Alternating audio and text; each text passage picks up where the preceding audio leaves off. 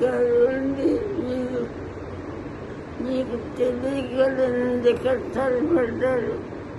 మీకు తెలిస్తే నన్ను కష్టపడిన ధైర్యంగా ఉండండి. దేవుడు మీకు నన్ను సరే నేను ధైర్యంగా ఉండండి. రాజుగారు అన్ని చూసుకుంటారేమా?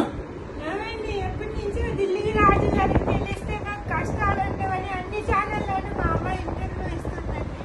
అంత మీరంటే దేవుడితో సమానమండి. ఇప్పుడు మీకు తెలిసింది.